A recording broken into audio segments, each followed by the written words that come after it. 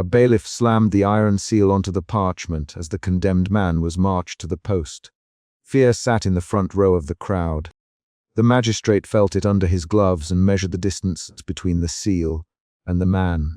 The condemned stumbled, rope rasping at his wrists, and the magistrate did not lift his eyes. The immediate problem was not doctrine or law. It was whether mercy would be permitted to interrupt the demonstration.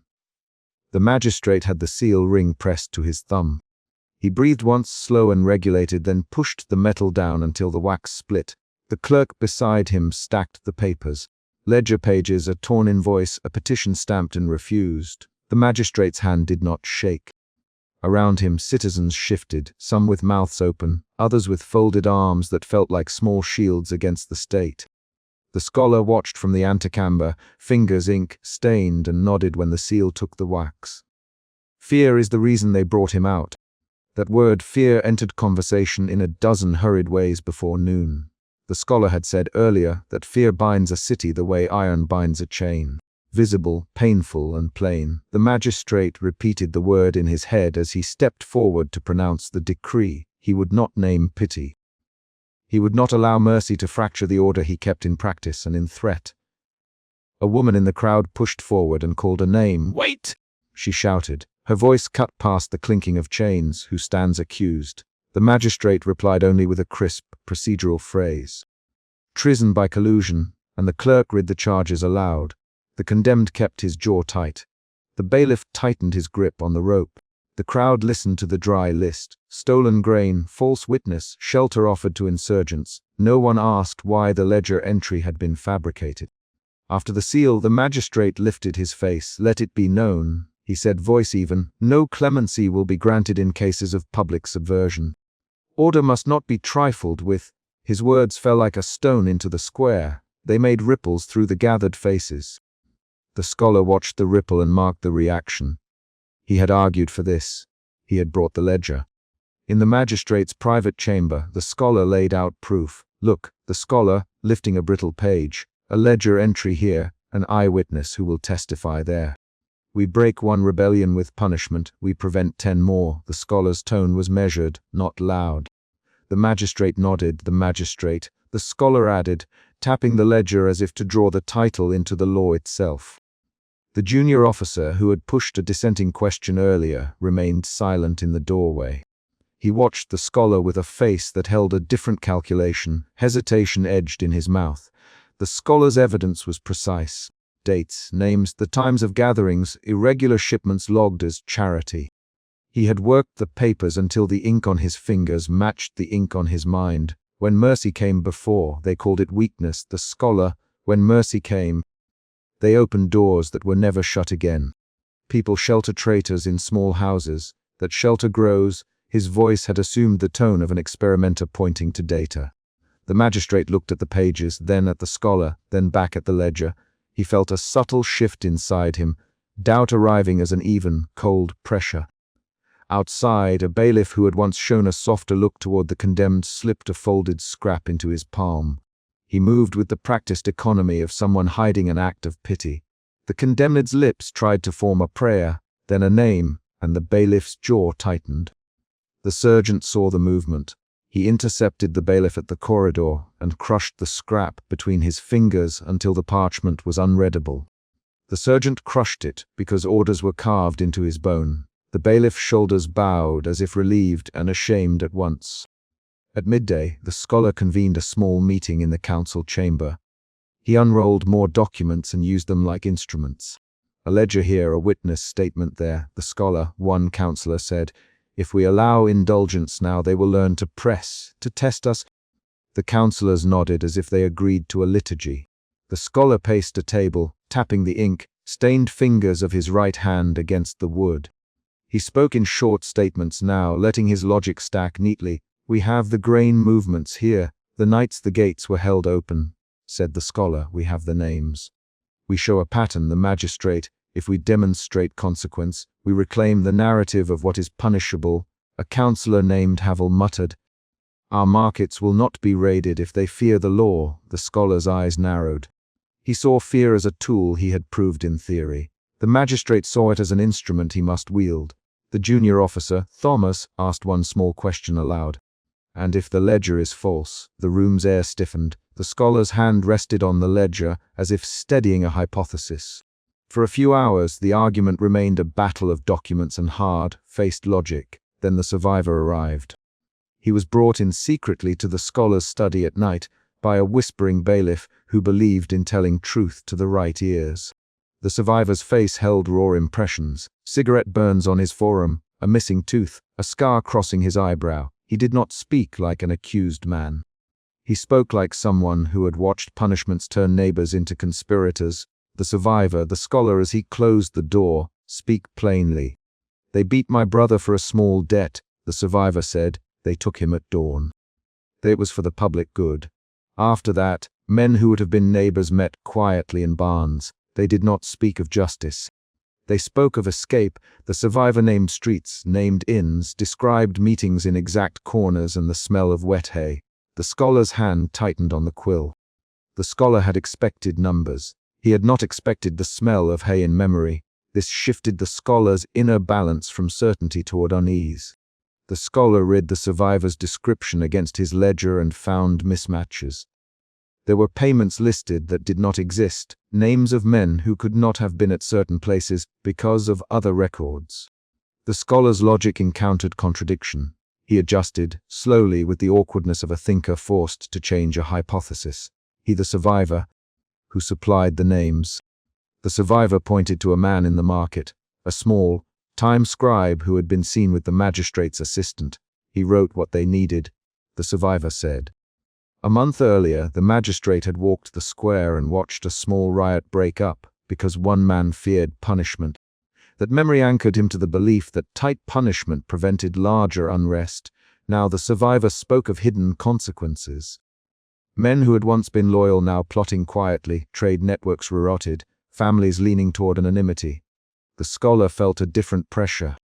His model predicted calm, but the survivor described a root system of resentment growing underground. The scholar's voice shifted from academic certainty to a narrower, sharper inquiry.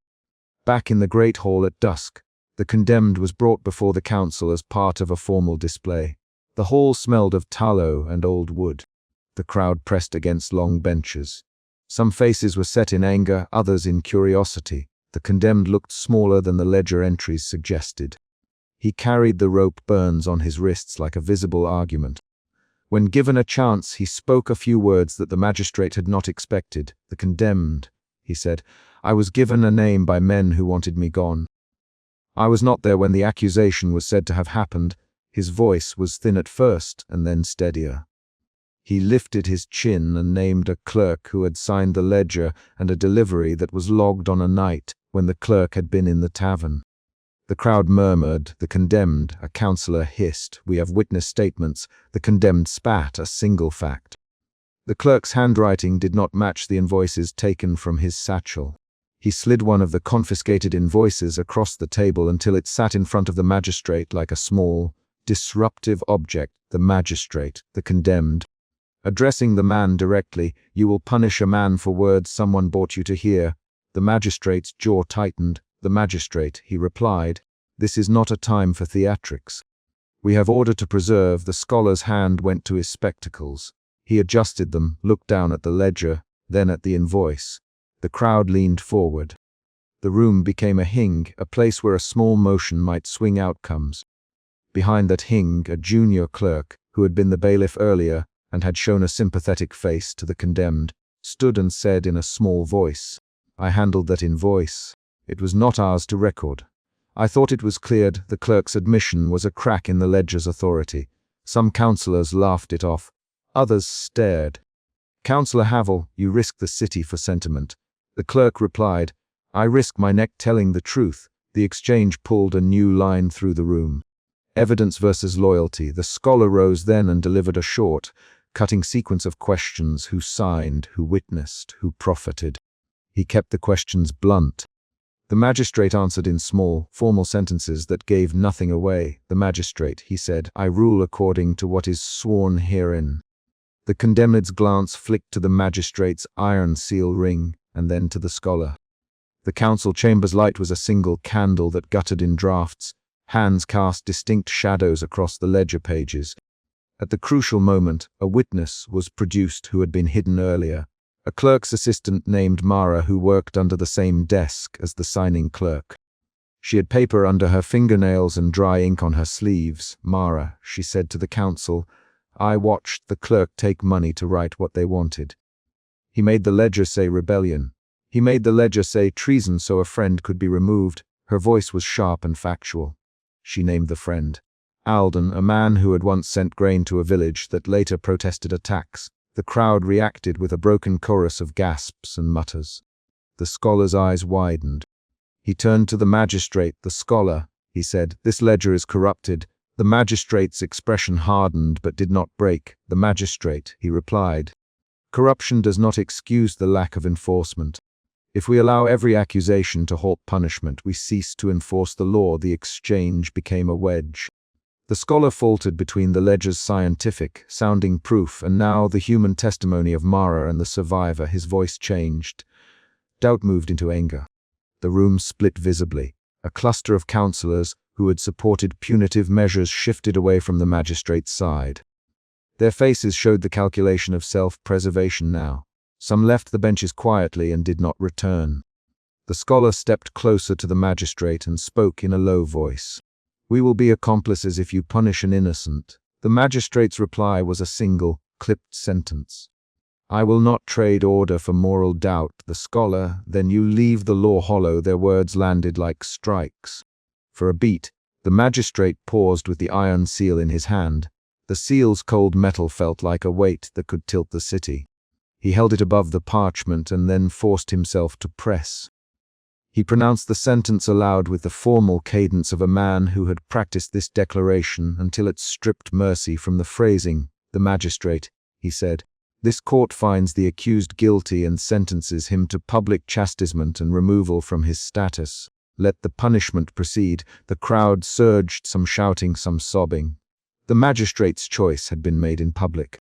The scholar stepped back from the table, trembling in ways that showed intellectual dissonance rather than fear. His earlier certainty had shifted first into doubt and now into a cold clarity about what their instruments had done. He had proven that fear could bind, but he now saw that fear, when executed on false grounds, planted seeds for rebellion rather than preventing it. This was an emotional shift in him, certainty to doubt to anger. He spoke only once more in that moment, not to change the ruling but to make his position known. "The scholar," he said, "I withdraw my full support." The council stirred. After the ruling, the condemned was led away under escort. In the corridor, a bailiff named Jonas, who had earlier tried to slip a plea, moved close enough to lean toward the condemned and pass him a tiny scrap of folded parchment. The condemned palmed it with a movement practiced by men who had to hide small things. Jonas whispered, "For the village."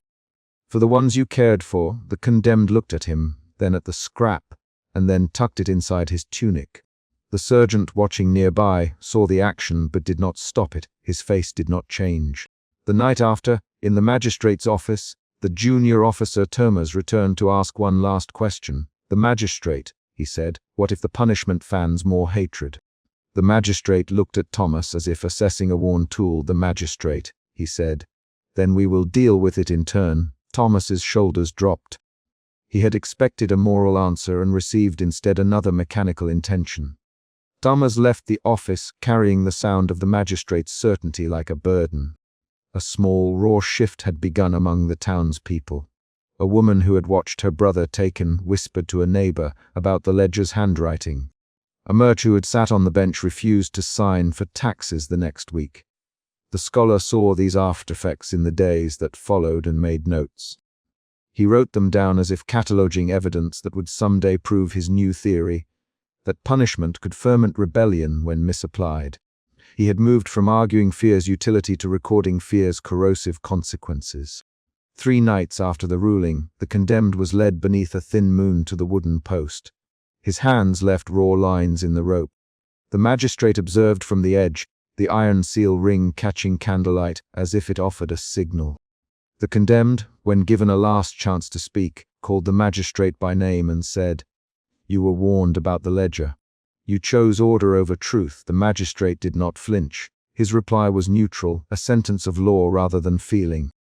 The magistrate, he said, I acted for the city's peace. The condemned swallowed and then spoke once more quietly. You will see unrest where you only thought you would see obedience as the punishment began.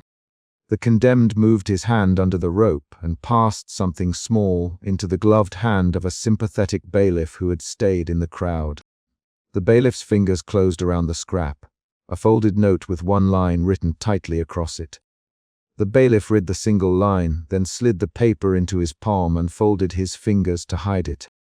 He carried it out, past the post and into the alley where men who had been silent before watched with eyes that did not trust the magistrate anymore. In the corridor beyond the post, the scholar lit a candle and scrubbed his hands on a cloth until the ink stained seemed to faintly vanish. He was not content with theory anymore. He wanted to see what his logic had produced in the world. He had seen doubt, then anger, then a resolve to record the consequences. The magistrate returned to his residence with the seal still warm in his palm. He hung the chain of office on its peg and brushed the wax residue from the ring. He looked at his reflection in the window and saw only lines of fatigue. The magistrate had chosen to hold order and to accept the moral cost. The chapter ends with a concrete, dangerous movement. The bailiff slid the folded scrap from his gloved hand into the palm of a woman who had lost a brother to taxation. She read the single line silently and then looked up with a steady face. The scrap contained an address and a single instruction. She folded it into her sleeve and walked toward the gate where the city closed itself each night. Behind her, a dozen other small gestures had already been made, quiet meetings in barns, a ledger copied by a secret hand, whispered names. The magistrate had preserved the outward shape of authority, but as the woman stepped into the shadowed street holding the paper, a small spark left by the denial of mercy had been passed to waiting hands.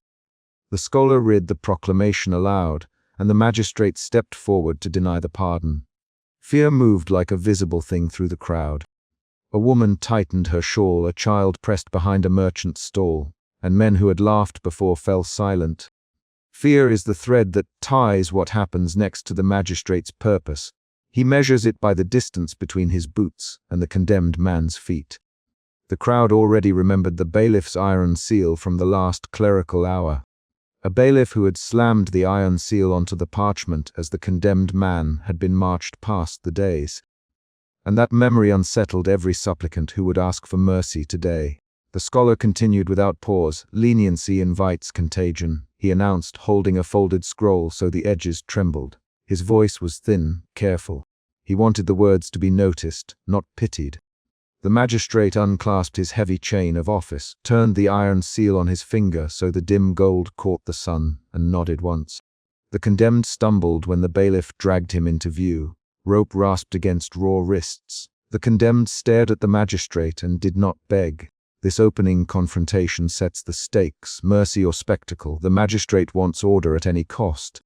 The scholar wants proof for a theory he has written in margins for years. The crowd wants safety but easily mistakes it for submission. The magistrate's decision is public. The scholar's writing is now public. The condemned's body is public. Everything is exposed in the square at midday. The magistrate spoke next, slow and precise. The pardon is refused. He pressed his thumb to the iron seal ring before he spoke the word refused, then lifted his hand as if that motion carried finality. The bailiff read the denial aloud while the magistrate's face remained measured, the gaunt lines at his temples visible beneath the hood of his robes. The crowd leader stepped forward, mouth working, and a merchant began to speak on the condemned's behalf. Magistrate, the merchant said, eyes fixed on the ring, I ask mercy on behalf of my man. He owes wheat to the road keepers. He is not a traitor. The man is here for incitement. The magistrate, incitement will be visible again if pardoned. The crowd shifted. A woman cried, please, for his children. Another voice called, this is cruel. The magistrate's jaw did not move. His gloves smelled faintly of wax and candle soot. He adjusted them with a slow gesture and signaled the bailiff. The scholar watched from the dais, parchment in hand. He had drafted this speech in the magistrate's private chamber that morning. He had argued for public naming, for spectacle, and for lists. He believed numbers and names published would shape behavior. He spoke later in a quieter voice to the magistrate's aide, but the crowd heard the plan in fragments. Lists, punishments, names posted in the forum. Each fragment landed like another stone on the condemned's shoulders. Backstage in the magistrate's private chamber, the scholar had been more precise. Publish the names, he had said, tapping a blot on a parchment, make the punishment theatrical. Let the people see the cost, the magistrate had nodded. He had watched the bailiff that morning slam the iron seal onto the document. The seal left an indentation like a wound across the vellum. The magistrate kept that image in his glove, the mark, the finality. In the square, a supplicant touched the condemned's arm. The condemned flinched. His hands were raw where the rope had chewed the skin. He tried a single sentence, the kind of plea a man uses to buy breath. I did not call for revolt, he croaked. I only sold an idea at the tavern. The magistrate's voice cut through the murmurs. Words become action when left unchecked. The merchant envoy arrived shortly after with a sealed petition from a respected soldier. A neat hand, a medal ribbon tucked inside. The merchant thrust the paper forward to the magistrate's bailiff. The scholar looked up with a brief change in expression, the slight narrowing of Azel eyes that counted political cost. The magistrate took the parchment without removing his gloves and read the soldier's plea. He did not rise or smile. He folded the petition once and set it aside on the lectern. You will consider this. The merchant asked, voice thin with hope. I have considered it. The magistrate, the verdict stands. The petition became a wedge. It forced an unplanned moment. The scholar's theory met a recognized name, and the magistrate realized this spectacle might carry political backlash. The merchant envoy left the dais with clenched fingers and an oath that sounded like a promise and a threat at once. That night in the magistrate's study, the scholar unfurled a new plan. He wanted to publish lists of repeat offenders, to mark offenders with iron collars, to stage punishments at the market and read names aloud. The magistrate listened, placing a bronze key on the table and tapping the ring on his thumb. He approved. Begin, he said, begin with him. The condemned overheard the plan in the dungeon corridor. He heard the jailer's assistant joke about humiliation, the bailiff's dry laugh, the clink of chains. He felt the crackle of that exchange through the wooden door. Inside, he had only one constant, a small, growing stubbornness that kept him from pleading like a supplicant. His fear hardened into a different motion, a refusal to let the magistrate take compliance as proof of control. In the corridor, the condemned made a decision that registered as action rather than thought. He stopped whispering prayers and began to practice short phrases to say when he faced the scaffold. He focused his jaw so his voice would not break. He tested a name to call out that would be true and sharp. He rehearsed a sentence about the magistrate's tax on the mill. He rehearsed a refusal to beg. Those acts recalibrated him from victim to a small emblem of resistance. The next afternoon, the magistrate arranged the spectacle. He ordered the bailiff to place the condemned on the public scaffold and directed the scholar to read selected passages from his pamphlets explaining why mercy invited contagion. The crowd gathered as if summoned to a lesson. The scholar stood where the light fell on his parchment and read sentences clipped and clear. The magistrate's silhouette framed the dais. Listen, the scholar, voice steady, if you pardon these acts, others will follow. If you show leniency here, leniency will spread where it is not wanted. Someone called out, who decides what is wanted. The crowd leader, a tall man with a scar across his knuckle, pushed forward and demanded an answer. The magistrate looked at the crowd leader as if cataloguing him, then turned his head to the condemned. The condemned's voice rose, not in plea but in accusation. The mills bleed for your lists, he said, naming merchants and taxes by their local titles. You fill purses with fines and call it law, magistrate. His words were sharp and clear enough to be heard in the back rows. A hush fell. The magistrate's face tightened at the edges. The scholar's hand jittered and then steadied. He made a note in the margin. The crowd leader's grip on his staff changed. Discontent moved behind his eyes. There was a rapid exchange then, 3 quick lines that crackled like flint. Magistrate, the crowd leader, you trade people for peace. Crowd leader, the magistrate answered, I trade a private pity for a public calamity, and you call that order. The crowd leader snapped. The bailiff stepped forward to enforce the order. He gripped the condemned by the shoulder. and began to prepare the instrument chosen for humiliation. The condemned straightened his shoulders and met the magistrate's gaze. He refused to lower his head. The first strike was intended to teach. The bailiff lifted the heavy instrument and delivered a public shaming. Bands of iron across the condemned man's wrists, then a loud clatter that echoed through the market. The crowd's reaction splintered. Some mouthed approval. Some pressed their palms to their faces. Others leaned away.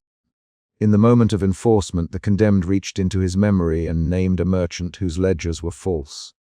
He named the tax collector by a common name. The crowd heard specifics: a farm, a measured bushel, a missing receipt. The details made people recall small grievances in their own ledgers. A murmur began low at first and then rose. The magistrate raised a hand. "Silence," he said. He ordered arrests. "Take the men who cry trouble," he commanded. The bailiff moved through the crowd. Hands were seized. The crowd leader shoved someone who tried to slip away and found himself grabbed in turn. The scholar scribbled faster now. His face had become a study in analytical hunger.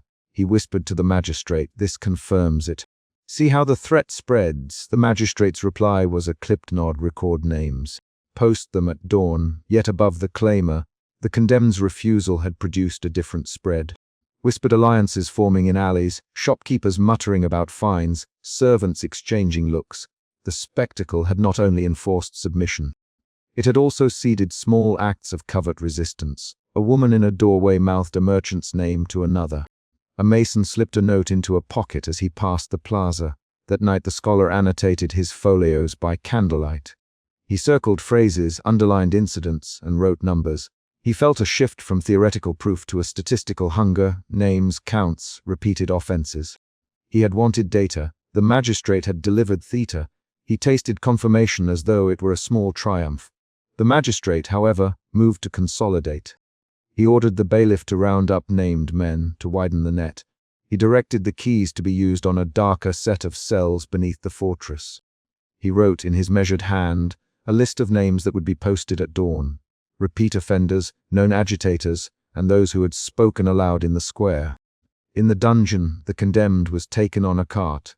He passed under the same arch where the bailiff had once slammed the iron seal. He remembered that morning. The impression of the seal in the vellum, the sound like a small crack. He held that memory and then did something small and decisive. He spat at the foot of the bailiff as he passed. The bailiff jerked, and for a beat their roles looked reversed.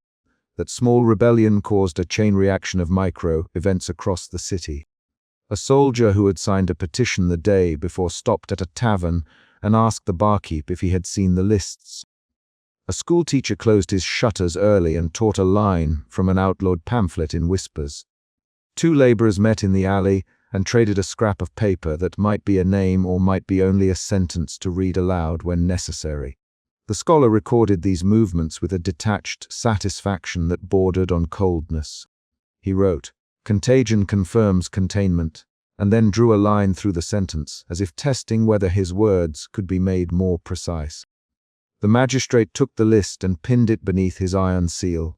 He placed wax over the edge and pressed the ring down. The indented mark looked like a promise and a warning. A new variable emerged when an unexpected petition arrived at the magistrate's door at dusk. Signatures from the Guild of Millers, more names than expected, and a clause demanding a hearing for a locked case. The magistrate read the petition and did not smile. He ordered the gate bolted and the bailiff to prepare the next public reading. He did not retract the sentence he had pronounced in the square. In the final hours the scholar and the magistrate met behind the dais to tally what had occurred. The scholar's hands were stained with ink. The magistrate's gloves were lined with candle wax. They argued in clipped sentences, 3 quick lines back and forth about scope and method. The lists will teach. The scholar, they will teach what I order them to teach. The magistrate replied, and if they teach revolt. The scholar, then we will be ready. The magistrate. The condemned was transferred to a darker cell.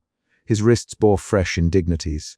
Iron collar, brand of a repeated offender, a strip of cloth knotted around a wrist with a civic tally written on it. He felt the weight of the collar like proof that the city could mark a man and keep him marked. He felt anger rise beneath his ribs and let it become tight breathing. In the last quiet before dawn, the magistrate signed orders for wider enforcement and directed the bailiff to post the names as planned. He applied the iron seal and slid the list into a locked drawer. He, the scholar, to prepare a printed pamphlet with selected passages for the coming week. The scholar nodded and began to fold sheets by lamplight. Outside the magistrate's study, at the threshold of the city, a messenger arrived with a note. The note bore a single sentence and a name that the magistrate knew by sight, a soldier who had once given him a favor. The magistrate read the name, then set the paper on the table and pressed his thumb against the iron seal ring. He did not speak. A knock sounded at the exterior door just as the bailiff took the list and began to walk down to the plaza. The magistrate left the room to meet the knock. The scholar stayed seated, rubbing ink from his fingertips and cataloguing events into a neat certainty. The condemned listened in his cell and counted his breaths. The final beat of the night is concrete. The magistrate opened the door, and a messenger stepped forward holding an unsealed letter and a seal of another name.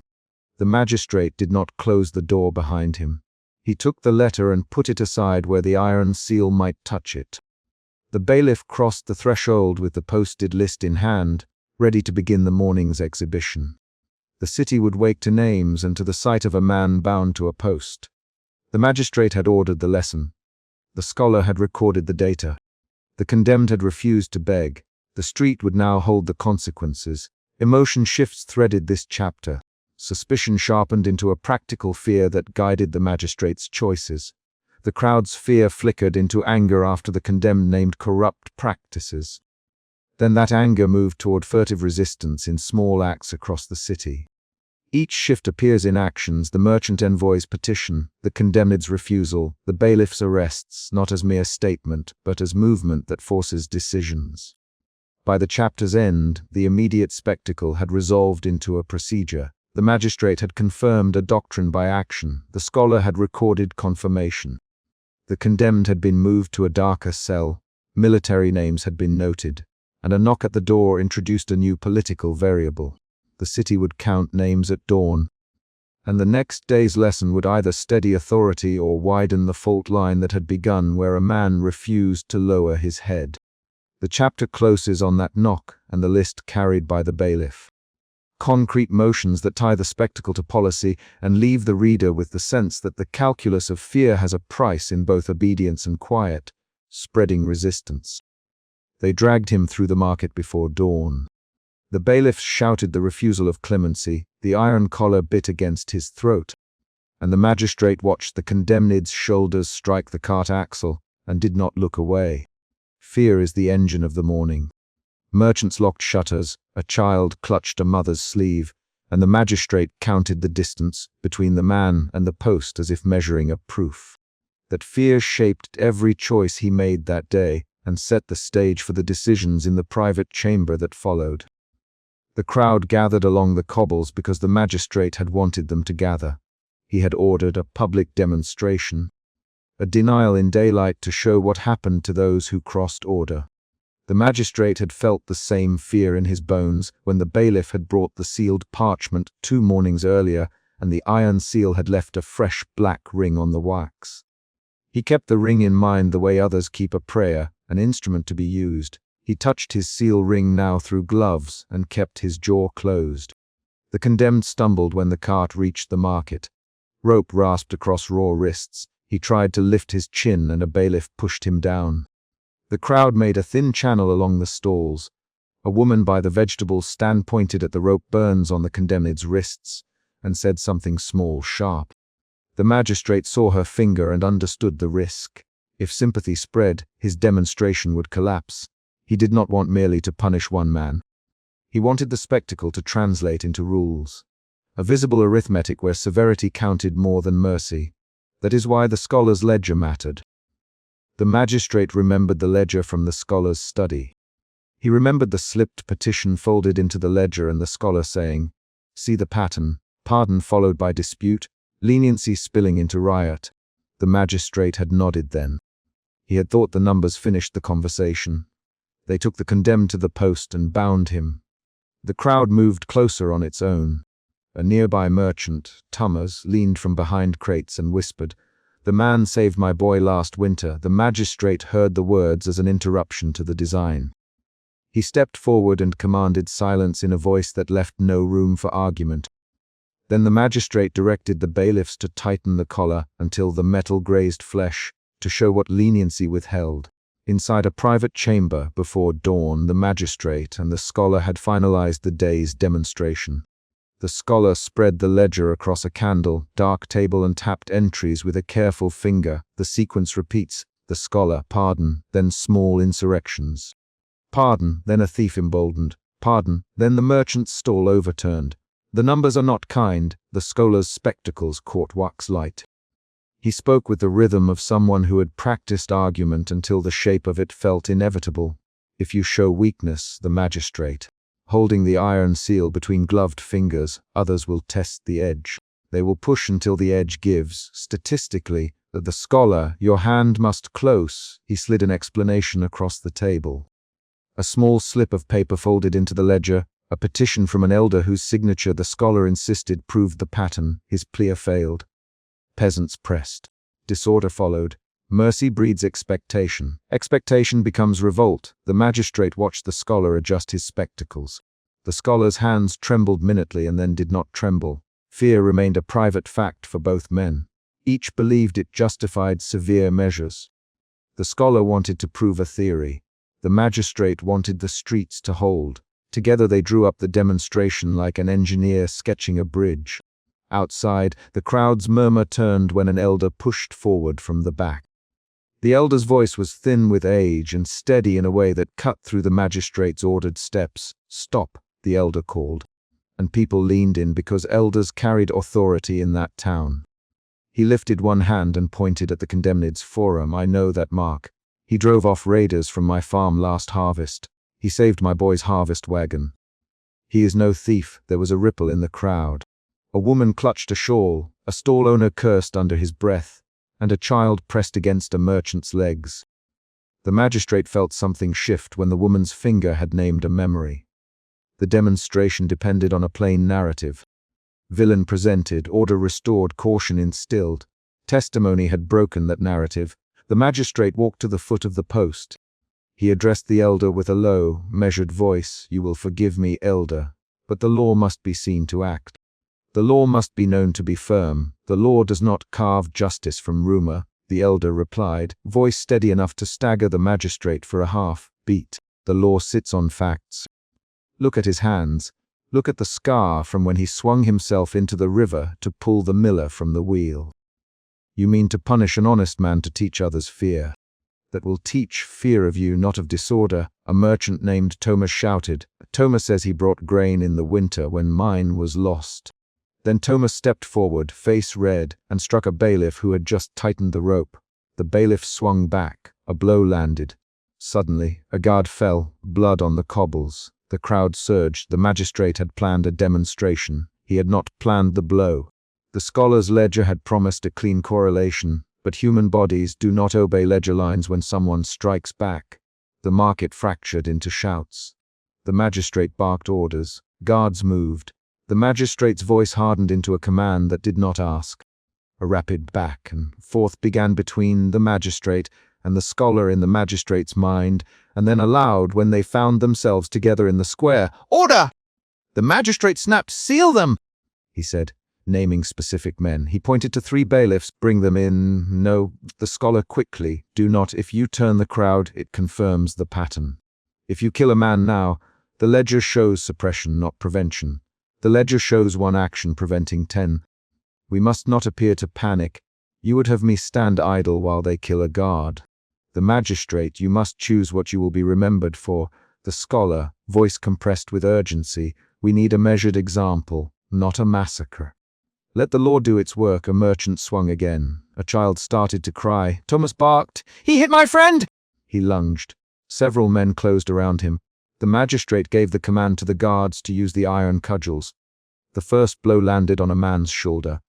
The crowd split and converged. The market square filled with sound, wood on bone, the sharp crack of leather, people shouting names.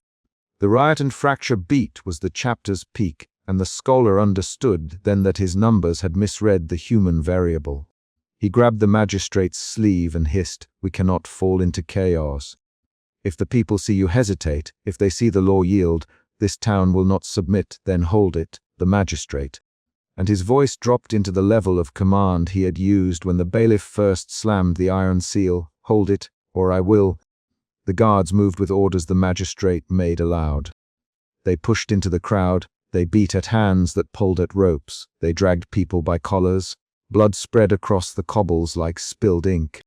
The condemned, already bruised and gasping, was struck in the back and toppled against the post. He coughed bright red. The magistrate watched his face as if reading a ledger entry. Amid the chaos, a twist settled into place. One of the ledger's pages was missing.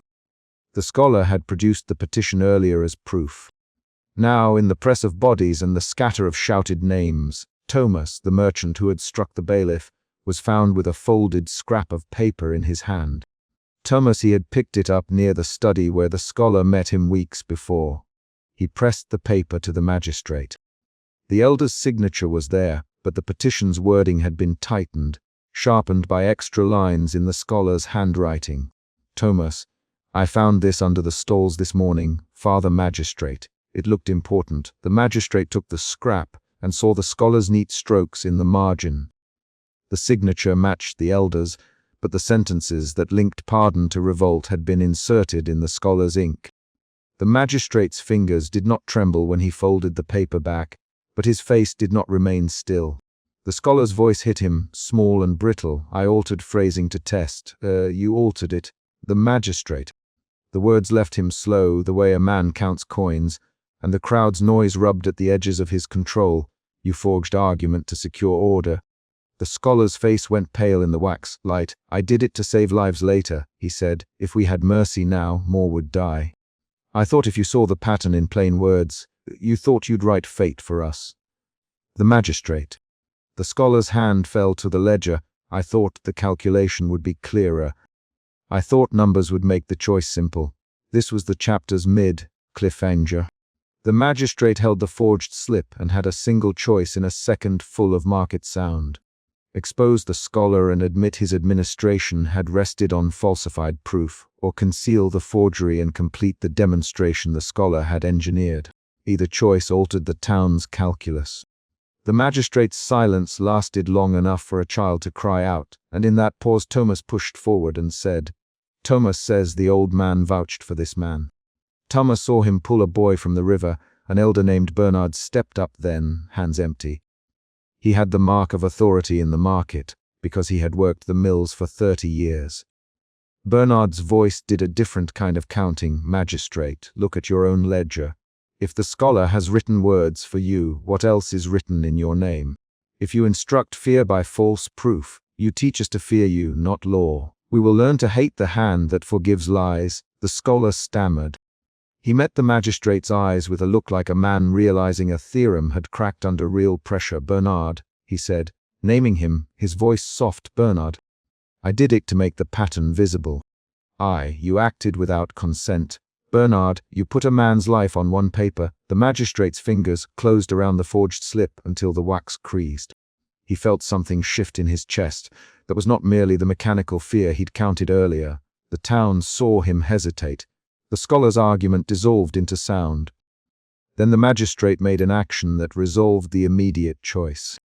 He stepped forward and held the forged slip where those nearest could see it. The scholar wrote these lines. He told the crowd he believed the end justified his hand. He believed in his numbers. He forged one line to make the choice easier. He will answer for it. The crowd's noise bent toward a new shape. Not merely anger at a man, but at an institution that could be bent. Thomas spat and said, "Thomas says you told him to come forward. Thomas says you promised him coin." The magistrate heard Thomas and felt the ledger in his other hand like a weight. His authority now stood on the balance of two confessions: the scholar's forgery and the merchant's claim that he had been paid to produce testimony. The magistrate ordered the scholar seized. He did not shout. He issued a precise command to 2 guards. "Bind the scholar's wrists, bring him to the chamber." The scholar went without resistance, fingers splayed, spectacles askew. He nothing then, only let the guards lead him through the press of bodies. The immediate riot quieted when the guards expelled a group and formed a new ring around the post. The magistrate had chosen suppression. He had not killed many men then, but the blows had been enough to force people back. The condemned lay gasping. Blood dulled the stone near his mouth. The magistrate watched and recorded names in his ledger, not numbers now, but names. At night, in the magistrate's private chamber, the calculations changed. He shut the main door and set the forged slip on the table between himself and the scholar. The scholar sat with his head bent. He had tears on his cheek, and his ink-stained fingers trembled as he reached for the ledger. "Why did you do it?" The magistrate, and the question was a demand and a wound. He needed an explanation that fit the choices he had already made. The scholar, "I believed the pattern would protect us. I thought if the town saw a clean chain, pardon then revolt, then the law could close and fewer would die later. I thought I could prevent more suffering by sacrificing one truth now." The magistrate listened. The scholar's voice rose and fell like someone reading a calculation aloud. "I have written my notes here. Here are uprisings, dates, places. Here are the names of those who took advantage of pardons. I compared supplies, grain shortfalls, assaults. My ledger showed correlation." He tapped the ledger's page. "Neat columns of ink, but you changed words. The magistrate, you inserted cause where there was only proximity. That is forgery. That is a lie dressed as law." The scholar looked at him. "You used the seal to bind decisions. You mean to prove the necessity of a demonstration. I gave you proof in a way that made the decision easier." A slow anger rose in the magistrate, not the raw heat he felt when the cart first rolled in, but a measured response like someone adjusting a scale. He had spent his life thinking firmness prevented collapse. Now he saw a cost to firmness he had not calculated. When those who advise you alter facts, your firmness rests on falsehood. He ordered the scholar confined in a cell beneath the hall. He ordered a public censure in the morning. He ordered a formal inquest into the ledger. Those choices were concrete: arrests, bindings, a public reading of the evidence. He would keep his office, but the magistrate understood a new truth in the late candles, that his rule might preserve streets but not trust. During the inquest the following day, Bernard and the elder spoke. Thomas recanted his earlier boast of being paid and said instead that he had been given a loaf and a promise of lenience for his market dues. The elder, who had identified the condemned's mark, told a story about the day the condemned had saved his son from the river and how the condemned had refused coin afterward. The crowd listened. The magistrate read the ledger aloud and paused at each entry. The scholar's admissions were recorded. People chewed on names. The condemned, wheeled before a low bench, opened his mouth and said, "Condemned says he took the goods to feed his sister. Condemned did not steal for sport." His voice was thin but steady. "Condemned saw raiders at the river. Condemned saved a child. Condemned asks mercy." Voices answered. Thomas insisted the man had lain about the river, and Byrne repeated how he had seen the boy pulled from the wheel. The magistrate listened to conflicting accounts and weighed them like a man weighing coins. He had already signed orders to intensify punishment in public. Reversing them now would show wavering. Keeping them would enshrine false proof. He had to decide whether the institution mattered more than the single body held to the post. The magistrate made a choice that revealed the arc of his character. He stood and folded the forged slip. Then he ordered 2 actions at once. "Release the condemned from the post," he said, "and place the scholar in open stocks for 3 days with the ledger bound at his waist. The scholar will answer publicly for altering words used in my name. The condemned will be tried in a proper court, with witnesses bound to oath." The crowd muttered. Some called for immediate execution. Others cheered at the idea of public accounting. The magistrate had not returned mercy in the folk sense, but he had created a road to truth that was visible. He chose transparency, however grudging, over simple spectacle. The scholar went to the stocks with his ledger strapped to him. People spat, some hurled rotten apples, and others approached to ask the scholar questions. Bernard stepped forward and touched the scholar's shoulder and said, "Bernard says we needed truth, not a lesson. The magistrate will learn that order without honesty will not last." The scholar met Bernard's hand with a hand that did not push away. He whispered, "I thought I could force prevention. I misread people." The magistrate watched from the hall and felt a change in the town's breathing. The market returned to trading slowly. The child who had cried found a dry cloth and cleaned a small smear of blood from a cobble. Thomas kept his stall but paled when men who had been beaten returned with bandaged heads. The condemned waited for trial, his wrists raw where the collar had rubbed.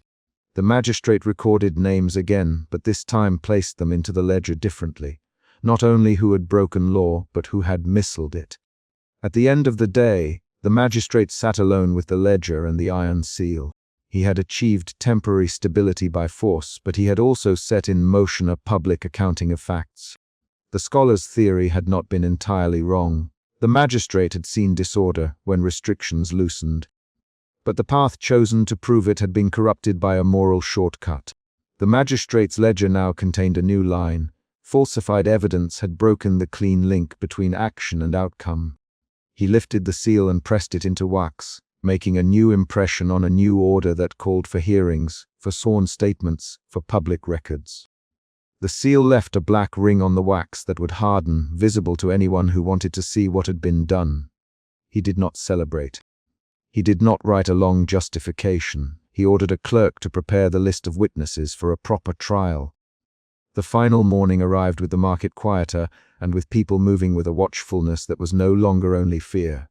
They were weary and tired. The magistrate walked to the post and saw the marks on the wood where the condemned had been bound.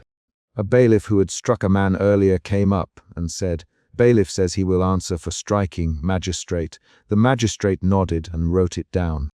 He had chosen orders that required accountability, not only for the poor bodies bound in demonstration, but for those who used their office to bend truth.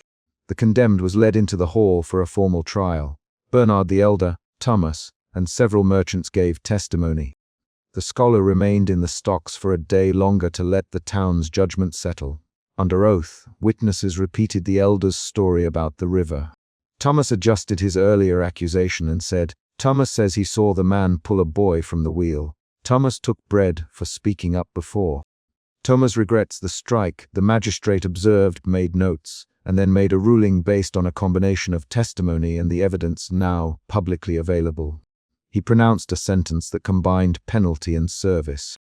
The condemned would be bound to work on the riverbanks for a season, repairing mill runs and supervising grain deliveries under Bernard's oversight.